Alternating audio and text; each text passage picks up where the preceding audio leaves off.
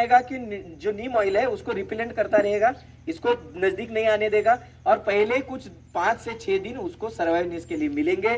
साथ ही फंजीसाइड हमने डाल दिया है, साथ भी कार्बन सिलिकेट डाल दिया है, जिससे पौधे में बदलाव कुछ नहीं होगा, ग्रोथ नहीं आएगी, लेकिन जो भी जख्म बनी है, जो इंजरीज है, वो क्लोन हो जाएगी, यानी क्लीन हो जाएगी, साथ ही साथ क्योर हो जाएगी। और साथ ही साथ जो हमने कार्बन सिलिकेट डाला उससे एक एनवायरमेंट रूट के बगल में बन जाएगा, जिससे कि नई मूलियां आने की तैयारी होगी। फिर हम जब 5 दिन छोड़ के दूसरा ड्रेंचिंग की तैयारी करते हैं, उस ड्रेंचिंग में हम डालते हैं 200 लीटर पानी में फ्रेश काउडंग यानी क्या बोलते हैं उसे, गाय का गोबर फ्रेश लेना है, पुराना नहीं लेना है। वो 60 kg लेना है 200 लीटर पानी में। वो 60 kg लेके उसमें आपको डालना है 13-40-13 यानी 13-40-13-13। इस ग्रेड को आपको डालना है 2 kg 200 लीटर पानी में। साथ ही आप लोगों को मैग्नीशियम सल्फेट 500 ग्राम डालना है दूसरे ड्रेंचिंग में। इसका शेड्यूल भी बना गया है ना भैया, बनाए? हाँ, वो भी उसके साथ अटैच किया तो चलेगा ना। तो आपको लिखने की कोई ज्यादा आवश्यकता नहीं होगी। मैसेजेस आ जाएंगे जो किसान पाठशाला से जुड़े हैं उनको ड्रेंचिंग के मैसेजेस पूरे ठीक है ना। तो क्या है कि उसकी मैं खाली आपको ब्रीफिंग करता हूँ कि किसके लिए है, तो समय ना जाएगा। ठीक है, तो हमने दूसरे ड्रेंचिंग का फायदा क्या करना है। दूसरे ड्रेंचिंग में हमें दूसरे रूट जो होते हैं, बनाना के 2 रूट होते हैं। बनाना के जो है वो 2 प्रकार के रूट होते हैं। बनाना, आपको थोड़ी तकलीफ हो रही है तो इधर बैठ सकते हैं क्या, चेयर लेके? चेहरा घुमा लो, चेहरा घुमा लो, घुमा लो आ रहा है। सूर्य अगर, हाँ उधर बैठिए, कोई बात नहीं।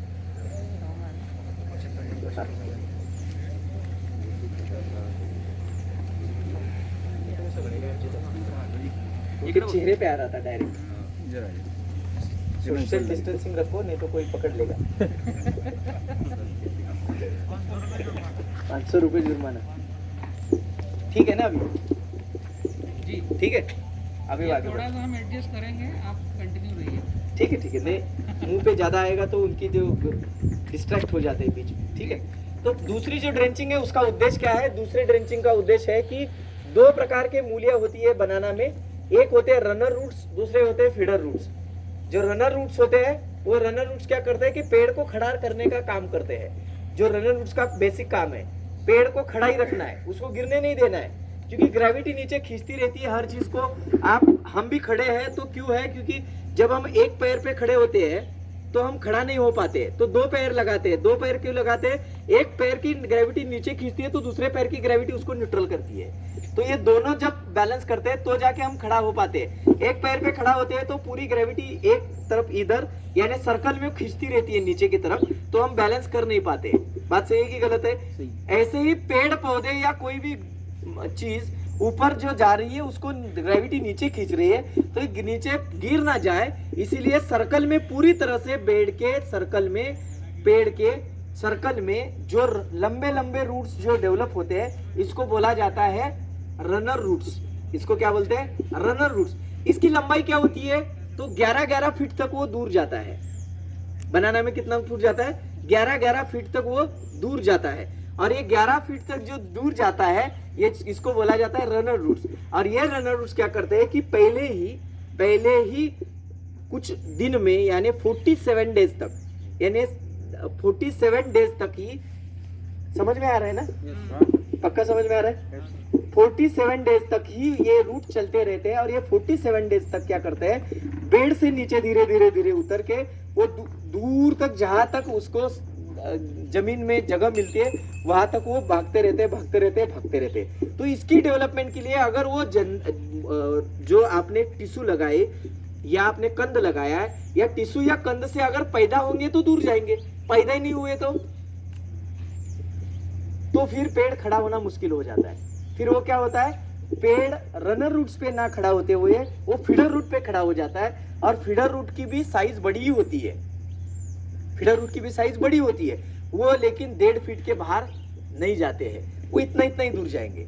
उसकी साइज तो फीडर रूट की साइज जो है वो रनर रूट से भी बड़ी होती है, इतने बड़े होते हैं। और ये रनर रूट्स जो है ये फीडर रूट से दूर जाते हैं, इसीलिए पेड़ खड़ा होता है। इसको डेवलप करने के लिए दूसरी आपने को ड्रेंचिंग डालनी है। इस ड्रेंचिंग में हम IBA का थोड़ा इस्तेमाल करते हैं, जिससे इंडोल बिट्रिक एसिड क्या करता है कि रूट की जो दूसरी कक्षा होती है, इसके जो आइबर्ड है, रूट आइबर्ड, इनको पैदा करता है, और ये आइबर्ड जो है वो पैदा होते ही आराम से जो रनर रूट्स है वो अपने अपने अपने रास्ते आगे बढ़ना शुरू हो जाते हैं। इसलिए दूसरा ड्रेंचिंग का अपना मकसद क्या है कि दोनों प्रकार के जो रूट्स है, मूल्य है, इनको पैदा करना और इनको सर्वाइव करना। दूसरा जो रूट होता है जिसको हम फीडर रूट बोलते हैं, इस फीडर रूट के ऊपर भी एक छोटे छोटे रूट आते हैं, उसको बोलते हैं व्हाइट रूट्स।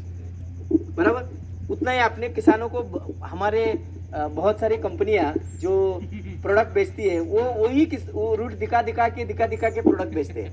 देखो व्हाइट रूट दिखते नहीं है, ये डाल दो, वो नहीं डाल दो, ये डाल दो, सही है। तो ये जो करते हैं वो व्हाइट रूट दिखा के करते हैं। ये जो व्हाइट रूट है, ये व्हाइट रूट क्या करते हैं, अपटेक का काम करते हैं। अपटेक यानी रूट से अनाज को जो है, न्यूट्रिएंट्स को जो है अपटेक करते रहते हैं। समझ में नहीं आए तो रोक लेना मेरे को बीच में, ठीक है ना। आगे बढ़ते हैं। तीसरी ड्रेंचिंग का उद्देश्य क्या है हमारा? तीसरी ड्रेंचिंग है डीएनए स्ट्रक्चर को डेवलप करना। ये हमारा तीसरी का मेन उद्देश्य है। ये डीएनए स्ट्रक्चर को डेवलप करने के लिए हम क्या करते हैं, तो डीएनए स्ट्रक्चर के डेवलप करने के लिए सारी विटामिन जो प्लांट को चाहिए, प्लांट को मिनिमम 4 विटामिन की जरूरत है। वो विटामिन B12 है, विटामिन 6 यानी एस्कॉर्बिक एसिड है, विटामिन B1 है और विटामिन B3 है। ये प्लांट के लिए जरूरी विटामिन है। ये विटामिन आपको तीसरी ड्रेंचिंग में कुछ भी हो डालने ही है, जिससे स्पाइनल कॉर्ड डेवलप हो जाता है। यानी स्पाइनल कॉर्ड यानी हम बोलते हैं ना, जिसके ऊपर हम खड़े हैं, इसको स्पाइनल कॉर्ड बोलते हैं। ऐसे प्लांट में जो स्पाइनल कॉर्ड है, यानी स्पाइनल कॉर्ड यानी क्या, कि डीएनए स्ट्रक्चर का ढांचा बनता है। ये डीएनए स्ट्रक्चर का जो ढांचा बनाया जाता है, इसकी डिजाइन डेवलपमेंट जो है वो ये विटामिन की चेन करती है, और वो तीसरे ड्रेंचिंग में हमें कुछ भी करे वो डालनी ही है। और ये तीसरा ड्रेंचिंग हमें इससे वो डेवलप होने में मदद करता है। इसके बाद की गतिविधियां क्या है कि किसानों की जो सबसे बड़ी गड़बड़ है कि रेट नहीं मिलते हैं। रेट नहीं मिलते तो केले में फिर लाला भाई के पास बुकिंग आता ही नहीं है, फिर गांठ लगा लेते हैं सब लोग। सही है, ये प्रैक्टिकल चीज है। किसान क्या करते हैं, कई जगह से जहां पैसा बचाया जाए वहां से बचाना चालू करते हैं। रेट है तो सब लोग बच्चों को नहीं खिलाएंगे लेकिन केले को खिलाएंगे, प्रैक्टिकल चीज है। लेकिन जैसे रेट डाउन हो गया तो हम क्या करेंगे, खेत में जाने का भी थोड़ा सा कंटाल करेंगे या जाने की इच्छा भी हमारी नहीं होगी। इतना जो बेसिक चीज हमने समझी, तो इसके बाद हमने एक काम शुरू किया कि भाई बनाना की एक प्रैक्टिकल और फाइनल फ्रेज को बनाया जाए। बनाना की प्रैक्टिकल और फाइनल फ्रेज क्या बोलती है कि इसका खर्चा क्या होना चाहिए, जिससे किसानों को समझना है कि मुझे किस केले में कितना एकड़ तक केला लगाना है कि नहीं लगाना है, मिनिमम पैसा भी आए तो क्या लगाए। इधर बैठे हुए किसान मुझे कोई बता सकता है कि केले के किसान है ना? सारे केले के किसान है। तो पर प्लांट में आपकी अगर हमने पकड़ ली कि आपकी जो भी कुछ उत्पादन आ रहा है, यानी 25 किलो, 30 किलो, 35 किलो, 40 किलो, बराबर। इधर 40 किलो की रास कितने किसानों के है? बहुत कम, नहीं के बराबर नहीं है। 30 के अगल बगल में आ रही है, 30 के अंदर ही आता है। तो 30 और 20 के दरमियान सारे लोग हैं, बचे हुए हैं। तो आपने कभी 20 किलो वाले किसानों ने कभी इकोनॉमिक्स निकाले है कि भाई मुझे 20 केजी केले की लुंगर लाने के लिए कितना खर्चा आता है?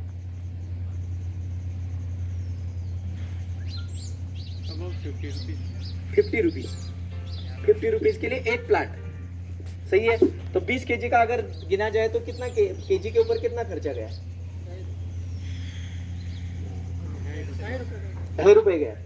अच्छा, तो 30 किलो जो प्रकार है उनको क्या खर्चा आता है? नहीं, 50 से 100 तो 2 गुना हो गया। होता है, कितना होता है? आपको हमारे एरिया के अगर 5-6 समझाओ तो 2-3 घंटे लग जाएंगे। हमारा 70 रुपए तक तो होता ही 70 होता ही है, 70 होता ही है। यानी फिर भी 30 को 70 पे डिवाइड किया जाए तो भी वो ₹2.5 है, बराबर है ना? ये बात सही है। यानी अगर 20 किलो केला पकाया जाए तो ₹50 का खर्चा हो रहा है। 30 केला पकाने वाले लोगों को 70 से 80 रुपए का खर्चा हो रहा है। 35 से 40 किलो की रास पकाने वाले जो भी किसान हैं उनको 100 से 120 रुपए का खर्चा आ रहा है। ये पूरे इंडिया की प्रैक्टिकल चीज है, सही है। इसको कोई समझना ऐसा नहीं है, ये प्रैक्टिकल है, ये वास्तवता है, ठीक है।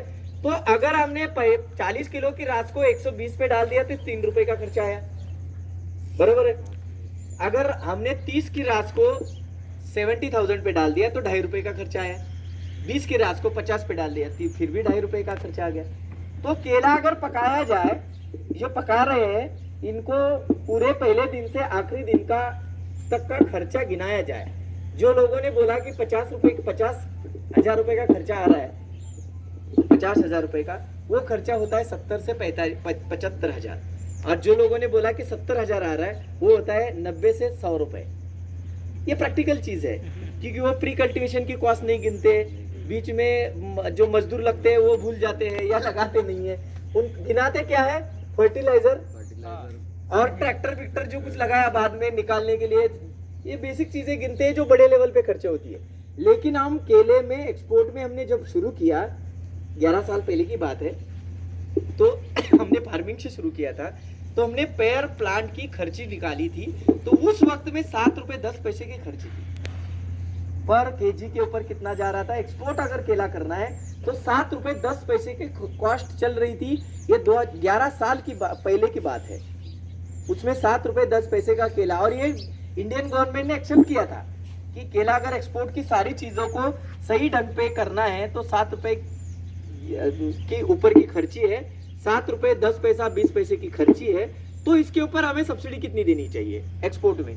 तो उन्होंने उस वक्त डिसाइड किया कि एक कंटेनर अगर एक्सपोर्ट होता है तो 15,000 रुपए की हम सब्सिडी दे देंगे उस वक्त। तो उस वक्त ऐसे ही आज भी चल रहा है, तो उसमें कोई बढ़ोतरी नहीं घटोतरी नहीं, कुछ नहीं, करेक्ट है। लेकिन आज अगर एक्सपोर्ट करते हैं हम पूरी तरह से 100 सारी चीजें करते हैं, तो आज के डेट में सारे फर्टिलाइजर का रेट बढ़ गया है। 11 साल पहले तो 160 रुपए 70 रुपए में भी तो यूरिया आ रहा था, डीएपी तो 410 रुपए में आ रहा था, आज तो 1200 के भाव है। ये सारे खर्चे 3 गुना बढ़ने के बावजूद भी आज अगर कैलकुलेशन लगाया जाए तो एक्सपोर्ट करने के लिए केला को फ्रूट केयर के साथ भी जोड़ा जाए तो भी आज 6 रुपए 10 पैसे से ऊपर खर्चा नहीं होता है। तो खर्चा बढ़ा कि कम हुआ? ये क्यों हुआ? क्योंकि अभी नॉलेज और टेक्नोलॉजी, ये दोनों चीजें हाथ मिला के आगे बढ़ रही है। ये क्यों हाथ मिला के बढ़ रही है? क्योंकि हर चीज को अभी किसान समझ के आगे बढ़ रहा है, हर चीज को समझा के बढ़ रहा है, यानी एक दूसरे से चर्चा भी कर रहा है, सोशल मीडिया से ले भी रहा है, सोशल मीडिया में दे भी रहा है। ये चीजें होने के बाद हम अभी पहुंचे हैं 6 से 6.25 रुपए के बीच में खर्चा निकाल के। तो हम सोचते हैं कि आज केला अगर इंडिया में पकाना है तो 8 रुपए के नीचे भाव नहीं आने चाहिए, मिनिमम 8 रुपए के भाव चाहिए। तो 6 रुपए 6.25 रुपए का खर्चा भी हम संभाल के ले जा सकते हैं, मिनिमम उतना आना चाहिए। मैक्सिमम जो आए हमारा बोनस। समझ में आ रहा है? पक्का समझ में आ रहा है? ये बोनस, ये 6.25 रुपए में क्या क्या आता है? तो इंटर कल्टीवेशन आता है, प्री कल्टीवेशन आता है। प्री कल्टीवेशन यानी केला लगाने की पहले की सारी खिड़काड़, केला लगाने के बाद की खिड़काड़, साथ ही साथ केले के बीच में इंटर कल्टीवेशन की सारी चीजें, ये सारी चीजें आपको इसके अंदर दिखती है। और ये 6 रुपए 6.25 रुपए के बीच में एक केजी केला आपका पक जाता है, एक्सपोर्ट क्वालिटी, जिसको आप रेडी हार्वेस्ट करना है, बॉक्स पैक करके आपको एक्सपोर्ट करना है। ये क्यों हुआ? क्योंकि इसमें डेवलपमेंट क्या हुई है, तो टेक्नोलॉजी की डेवलपमेंट हुई है, और उसी को समझने के लिए आप सारे लोग इधर इतने सुबह सुबह दूर दूर से आए हैं। बात सही है, बराबर है? पहले आप गांठ लगाते थे, अभी गांठ से लोग टिश्यू पे आ गए। टिश्यू के बाद लोग ऐसा सोच रहे थे, जलगांव में मैं एक जैसे 3 साल पहले भी गया था, तो निम्बोई में मैंने शुरू किया, तो वहां भी हमने यही चर्चा हुई कि नहीं 4.5 के ऊपर नहीं, 5 तो ज्यादा, 5.5 के ऊपर तो बोलो ही मत, बात करनी ही नहीं, आपको गिर ही जाएगा। गर्मी हमारे पास इतनी है, ऐसा बातें चली कि ऐसे दिमाग काम ही नहीं कर रहा था। तो मैंने बोला कि ठीक है, आपकी जगह पे है, आप 1 एकड़ तो इस रिस्क ले लो। तो उन्होंने 1 एकड़ नहीं, बहुत बड़ी रिस्क ली, और आज वहां पे ऐसा हो गया कि 7/5 कॉमन हो गया। अभी 7/5 पे तो कॉमन चल रहे हैं, अभी जो 4.5 पे केला पका रहे थे और आज 7/5 पे जा रहे हैं, तो 7.5 पे जाने के बावजूद अभी केला एक्सपोर्ट हो रहा है, क्योंकि केला अगर एक्सपोर्ट करना है तो केले के पत्ते की लंबाई को देखो 3.5 फीट की लंबाई होती है, यानी 1.2 मीटर की एक लंबाई है केले की। तो दो पौधों के बीच में ये लंबाई को गिन के देखा जाए तो 7 फीट का अंतर होना जरूरी ही है। ये कैलकुलेटिव रिस्क है, ये कोई दूसरी कुछ चीज नहीं है। उसको लाइट चाहिए, जितनी लाइट पौधे के पत्ते पे मिलेगी उतनी उसकी खुराक बनेगी, अनाज बनेगा।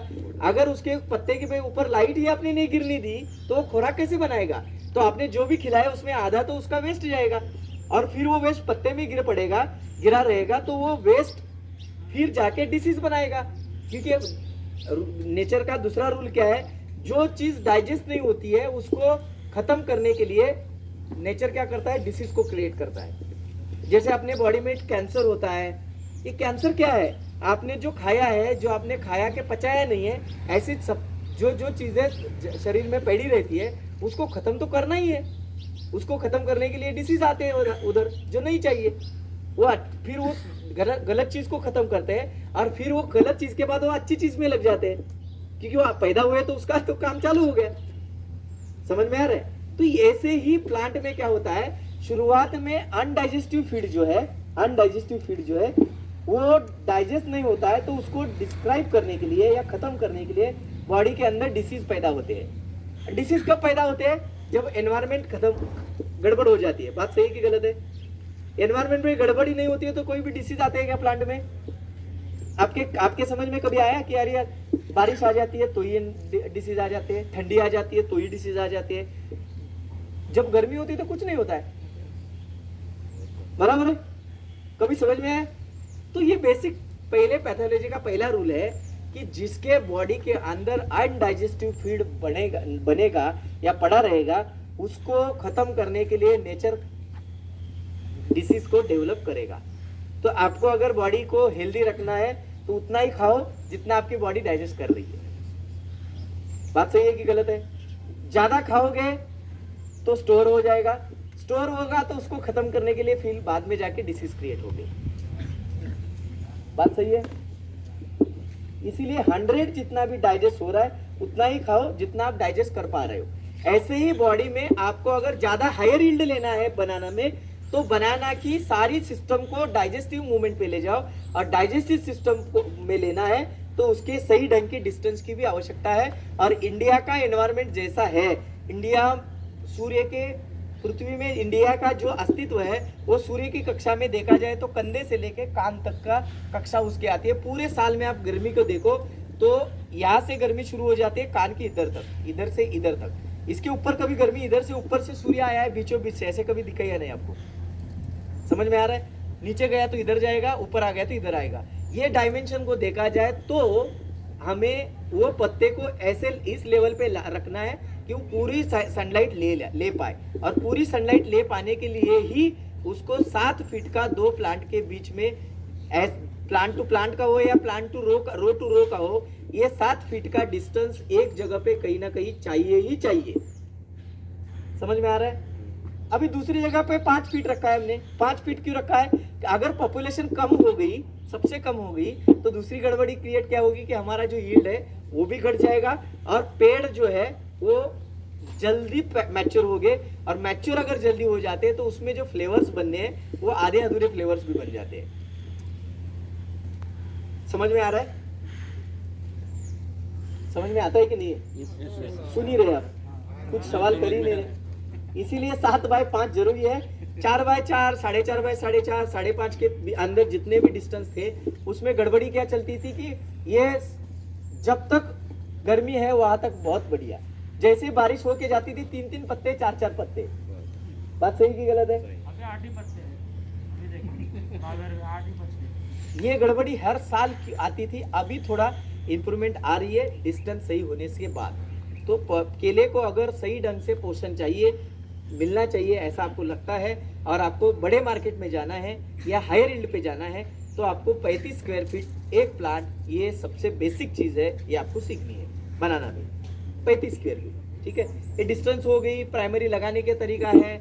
उसके बाद की आगे हम बात बनाते हैं, तो मैं ऐसा सोचता हूँ कि न्यूट्रिशन मैनेजमेंट में हम आगे थोड़ा सा बात करेंगे, फिर आपके सवाल लेंगे। तो न्यूट्रिशन मैनेजमेंट में हमने जितना भी काम किया है कि मैंने आपको समझाया कि पहले जब हम जैसे 11 साल पहले हमने एक्सपोर्ट पकड़ा था तो 7 रुपये 10 पैसे 20 पैसे का खर्चा था पर केजी के ऊपर, अभी 6 रुपये 20 पैसा हो रहा है खर्चा बढ़ने के, एक्सपेंसिस बढ़ने के बावजूद। ये क्यों हुआ? रेट बढ़ने के बाद भी इसमें टेक्नोलॉजी का इन्वॉल्वमेंट हुआ और फिर इस टेक्नोलॉजी से इनोवेशन कुछ निकल के आए, इन्वेंशन कुछ निकल के आए और इनोवेशन और इन्वेंशन के जैसे चेन इसमें घुस यानी अंदर आ गई तो बहुत सारी चीज़ें हल्की हो गई, सिंपल हो गई। तो बनाना में आज अगर देखा जाए तो आज जैसे लाला भाई ने बोला कि आज के डेट में बनाना में पूरे इंडिया में बारिश इस साल ज़्यादा हुई, ज़्यादा हो रहा है? ज़्यादा नहीं हो रहा है ना? हाँ? इस साल बारिश ज़्यादा हुई। ज़्यादा बारिश होने की वजह से मैंने शुरू में बात की कि ये एनम क्रॉप है। एनम क्रॉप होने की वजह से इसमें जो भी अवस्था आती है वो स्टोरेज के ऊपर डिपेंड रहती है। किसके ऊपर? स्टोरेज के ऊपर डिपेंड रहती है। अगर बॉडी में स्टोरेज नहीं बना तो उसके हर एक अगले अवस्था जो है वो स्टक होके जाती है। और इस साल क्या हुआ है कि जैसे प्लांट मई से लेके जून जुलाई आखिर तक जितने भी प्लांट लग गए, उसके बाद जो बारिश शुरू हुई या बादल वाला मौसम शुरू हुआ वो सितंबर तक वैसे के वैसा था। तो इसमें 3-3, 3.5, 4-4 महीना पूरे बादल और बारिश में चले गए इस साल। और इसकी वजह से हुआ क्या इस साल? इसकी वजह से पहले जो प्राइमरी सारी अवस्थाएं हैं ये उसको बिना लाइट की गुजारनी पड़ी, और बिना लाइट की गुजारनी पड़ने की वजह से ना उसका कंद बना है ना उसका थड़ बना है, और कंद और थड़ ना बनने की वजह से उसके बॉडी के अंदर स्टोरेज भी नहीं बना है। और स्टोरेज ना बनने की वजह से आज जैसे ही बारिश खुली, लाइट आ गई, अनाज बनाने के चक्कर में पत्तों ने क्या किया कि जितना भी था बॉडी का स्टोरेज खींच लिया, और अभी बॉडी में स्टोरेज ना बचने की वजह से जितने भी नीचे पत्ते थे उसमें से स्टोरेज खींच लिया, तो पत्ते सूख के निकल गए। और अभी लाला भाई जैसे बोल रहे थे कि 5-6 पत्ते पे आके पौधे खड़े हैं, 7 पत्ते तो बहुत है। इस साल तो हमारे सामने इतनी बड़ी चैलेंज है कि एक्सपोर्ट करना है तो कैसे करना है, क्योंकि एक्सपोर्ट की पहले रूल यही है कि एक्सपोर्ट जिस खेत से करना है उस खेत में कम से कम 10 पत्ते होने जरूरी है। एक और डिसऑर्डर हुआ है इस बार, फ्लावरिंग जल्दी आ रहा है, वो कोई सी भी ब्रांड का पौधा हो। करेक्ट, फ्लावरिंग जल्दी जो आ रहा है इस साल का जो सबसे बड़ी चीज है, 4 से 5 महीने तक आ रहा है। करेक्ट। ऐसे सवाल करो तो हम आपकी समस्या को ही हल करेंगे। मेरी जो बाकी वाली चीज मुझे नहीं चाहिए उसको गोली मारते हैं, ठीक है। इस साल जो दूसरी चीज अभी जो डिसऑर्डर में दिख रही है वो डिसऑर्डर क्या है कि जल्दी 4.5-5 महीने में ही वीएन गिर रही है, डिलीवरी हो रही है। समस्या है, कॉमन है, बराबर है। इसमें सारी कंपनी एक ही रास्ते में है, जहाँ बैठे रेवा हो या कोई भी बड़ी से बड़ी कंपनियां हो या छोटी से छोटी कंपनियां हो, सारी कंपनियों की हालत क्या है? 4.5-5 महीना इस साल। हर साल नहीं था, ऐसा क्यों हुआ? क्योंकि मैंने थोड़ी देर पहले ही समझाया था, बनाना जो है वो एनम क्रॉप है। बनाना, पपीता, ये सारे 2 बेसिक वेजिटेबल में क्रॉप है जो एनम क्रॉप है। क्या क्रॉप है? एनम क्रॉप है। इसके बाद आता है multi annum crop. Multi annum crop में जैसे आप देखोगे कि द्राक्ष है, दाड़म है, उसके बाद चिक्कू है, पेरू है, ये मल्टी एनम जैसे मैंगो है। अब ये सारे जो क्रॉप जो 1 साल के ऊपर के उम्र के हैं, इनको बेसिक अपनी गतिविधियों को कंटिन्यू रखना है तो उसके बॉडी में स्टोरेज होना ही होना है। ये होते हैं बॉडी स्टोरेज वाले क्रॉप। और फिर जो 3 महीने के अंदर के सारे क्रॉप है उसको बोला जाता है लाइव फीडिंग क्रॉप। इसको क्या बोला जाता है? लाइव फीडिंग, लाइव स्टोरेज में चल जाते हैं। मूली ने लिया मिलेगा, नहीं मूली ने लिया नहीं मिलेगा।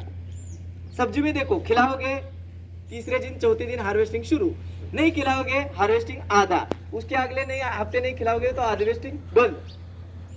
बात सही है कि गलत है?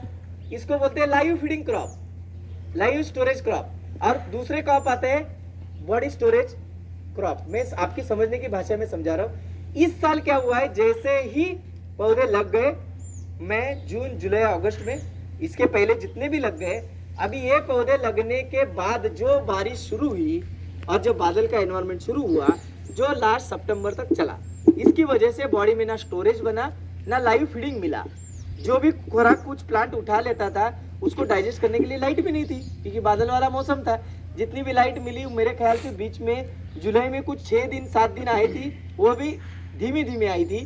फिर अगस्त और सितंबर में तो ऐसा मौसम 2-2 घंटे खुल जाता था, नहीं तो बादल ही घूमते थे।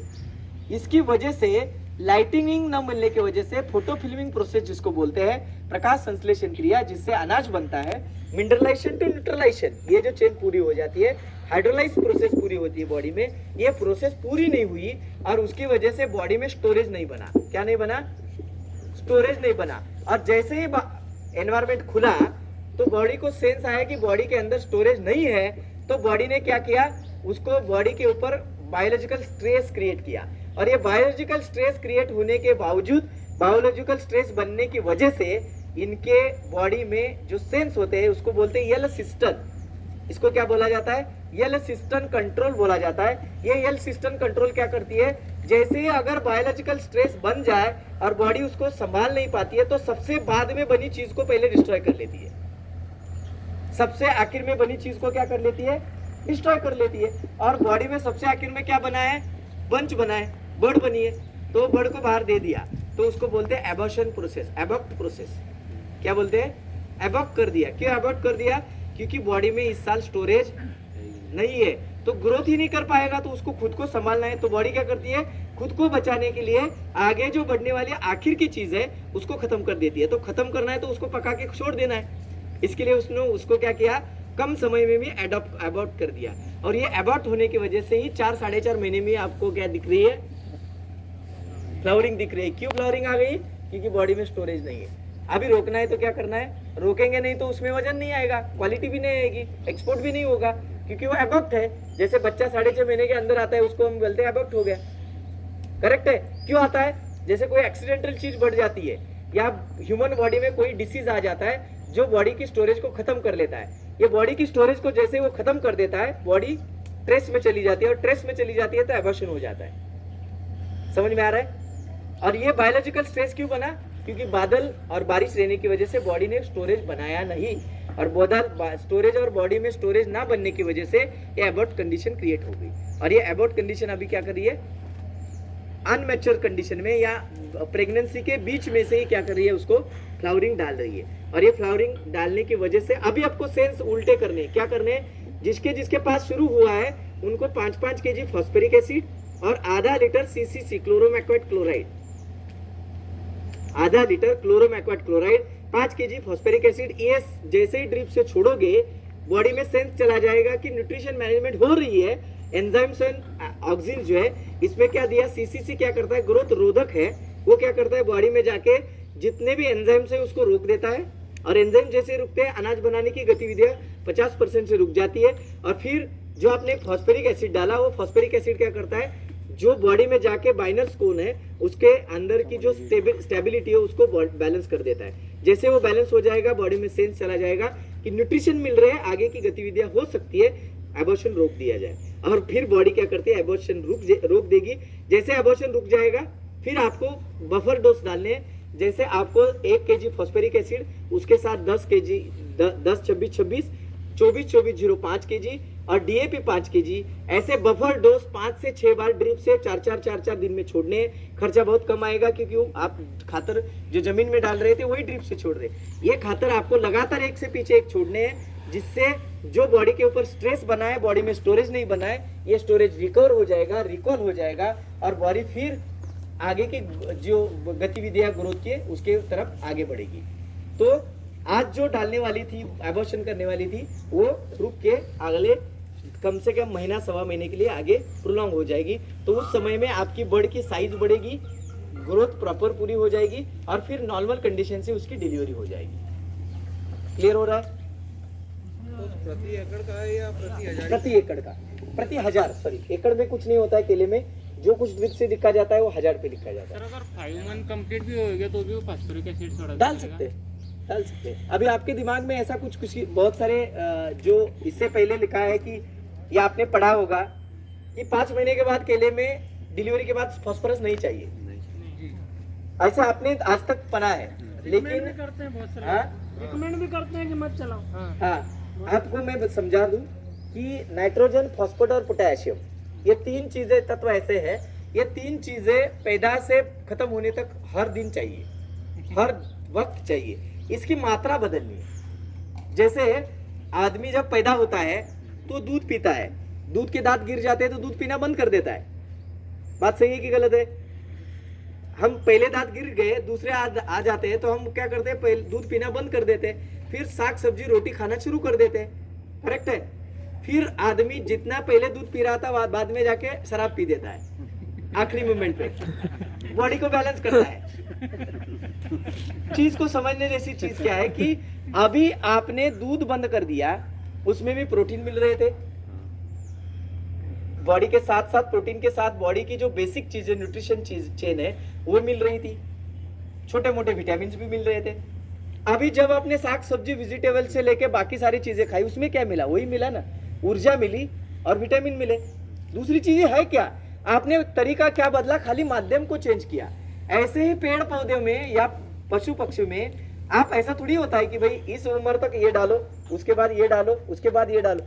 जो चीजें डालते हैं वो खाली आपके श्रम परिश्रम और बॉडी की जरूरत के हिसाब से डालते हैं, लेकिन उससे मिलने वाली जो सारी बेसिक न्यूट्रिशन चेन है वो एक ही है, नाइट्रोजन फॉस्फेट पोटैश, उसको वही चाहिए। बात सही है।